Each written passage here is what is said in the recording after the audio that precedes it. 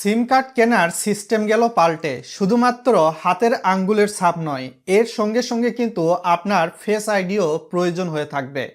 কিছুদিন আগে আপনারা হয়তোবা জানতে পেরেছিলেন যে একটা আইডির বিপরীতে সর্বোচ্চ 5টা সিম কার্ড সরকার রাখতে যাচ্ছে।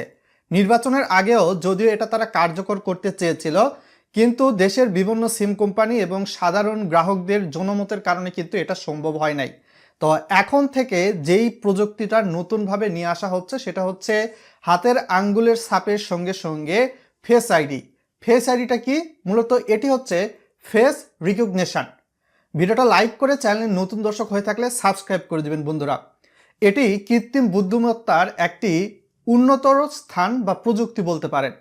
এখানে সাধারণত আপনার ফেস আইডিতে যেই কাজটা করা হয়ে থাকবে, আপনার চোখের আইরিশের ছাপ এবং আপনার চোখের যেই A to Z ডিটেলস, এগুলোর মাধ্যমেই কিন্তু সিমটা অ্যাক্টিভ করা হবে। আদারওয়াইজ দেখা যাবে যে অন্যজনের ফেস দিয়ে আরেকজনের বায়োমেট্রিক ফিঙ্গার দিয়ে এখন সিম কিন্তু অ্যাক্টিভ করা পসিবল হবে না।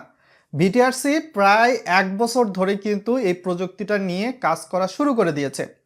তো যার ফলশ্রুতিতে গ্রাহকরা একটু হলেও হয়তোবা উপকৃত হবেন, কেননা আপনার ফেস আইডি যদি না দিতে পারেন বা আপনার ফেস আইডি ছাড়া যেহেতু সিমই অ্যাক্টিভ করা যাচ্ছে না, সেক্ষেত্রে দেখা যাবে যে নিয়মটা এমনভাবে হবে যে আপনি যখন সিমটা ক্রয় করবেন সেটা পাড়ার মোড়ের দোকান থেকে বা সিম কোম্পানির কাস্টমার কেয়ার থেকে যখন আপনি সরাসরি সিমটা ক্রয় করবেন, তার পরবর্তীতে আপনার ফোনে যখন সিমটা তুলবেন তখন কিন্তু আবার একটা ফেস আইডি আপনার ফোনে ওই সিমটা তোলার সময় দিতে হবে। তো এর মাধ্যমে দেখা যাবে যে এই ফেস রিকগনিশন প্রযুক্তিটা ব্যবহার করে ওই একজনের সিম অন্য কেউ ব্যবহার করতে পারবে না। বিশেষ করে প্রতারক চক্রের যারা, আপনারা হয়তো বা বাবা মা ভাই বোন আত্মীয় স্বজন একে অন্যের সিম ইউজ করতেছেন জানিয়ে, সেই বিষয়টা ভিন্ন।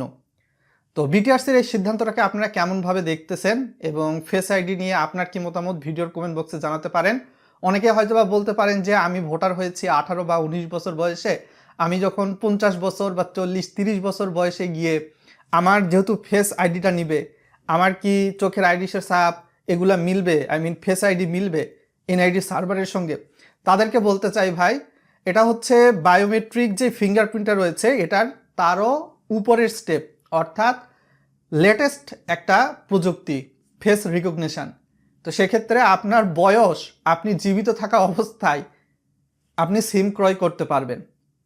আর আপনার অবর্তমানে তো আপনার আইডি বা চোখের আইরিশের ছাপ ওইভাবে মিলবে না, সেক্ষেত্রে অন্য কেউ সিমও ক্রয় করতে পারবে না।